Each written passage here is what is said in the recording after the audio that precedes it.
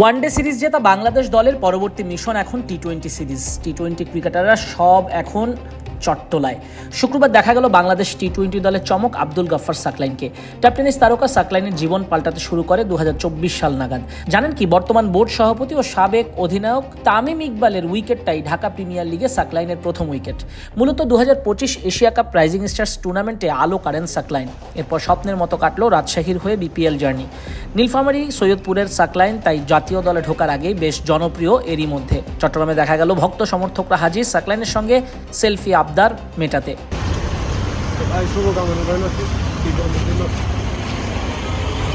এরপরে সাকলাইন উঠে পড়লেন রিকশায়, ঘোরাফেরা আর খাওয়া দাওয়ার জন্য বেরিয়ে গেলেন একজনকে সাথে নিয়ে।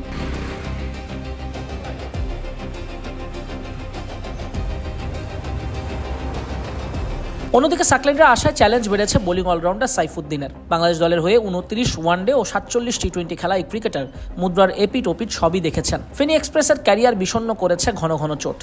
গুঞ্জন প্রথম টি-20 স্কোয়াডে রিপন সাকলাইনদের অগ্রাধিকার মিলবে বেশি। জুমার দিনে হোটেলের বাইরে নামাজ আদায় করলেন সাইফুদ্দিন। একাকী তাকে রাস্তা পার হতেও দেখা গেল। চুপচাপ চলে গেলেন হোটেলে, মেটাননি এক ভক্তের সেলফি আবদারও।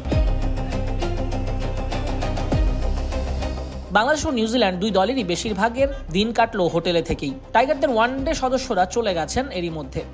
সিরিজ হেরে কিউইদের টেনশনটা বেশি, তাই তো টি-20 সিরিজের জন্য কয়েকজন ক্রিকেটার ও কোচিং স্টাফ মিলে রওনা হলেন সাগরিক স্টেডিয়ামে। ওয়ানডে সিরিজের পর 4 দিনের বিরতি বিশ্ববাড়ি সিরিজ শুরু হবে 27 এপ্রিল থেকে।